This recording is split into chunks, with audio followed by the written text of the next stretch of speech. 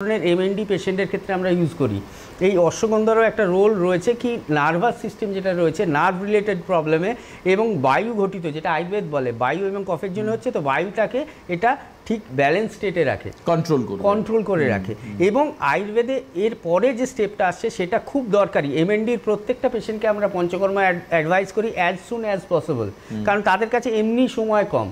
তারা যদি সময়টা অন্য জায়গায় ব্যয় করে তাহলে কিন্তু আমরা সেই জায়গায় পৌঁছাতে পারবো না। একদম যদি লাস্ট স্টেজে আসে আমাদের ক্ষেত্রে কিছু করার নেই, কারণ আপনি বলছেন তারপরে সময়টা আমরা খুব কম পাবো। ট্রিটমেন্ট করব, তাকে রিব্যাক করব, সেটা অনেক কষ্টদায়ক হয়।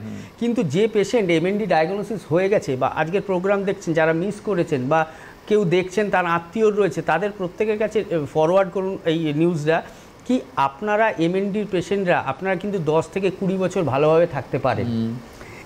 এমএনডি মেনলি ধরা পড়ে ওল্ড এজেসে, বাচ্চাদের ক্ষেত্রেও পাওয়া যায়।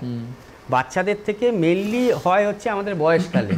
তো আমরা যখন একটা 50 বছর বা 45 বছর বা 60 বছর বয়সে একটা পেশেন্ট পাবো যার এমএনডি ডায়াগনোসিস হয়েছে, সে যদি জানে কি আমি যদি আমার লাইফ স্প্যানটা আরও 20 বছর বাড়াতে পারি, তার মানে 75-80, সেটা অনেকটা ফ্যামিলির জন্য একটা স্যাটিসফ্যাক্টরি এজ। সেই জায়গাটায় কিন্তু আয়ুর্বেদ কিন্তু এমএনডি রোগ থেকে তাকে বাঁচিয়ে সেই জায়গাটা অবধি পৌঁছে দিতে পারে। বাহ।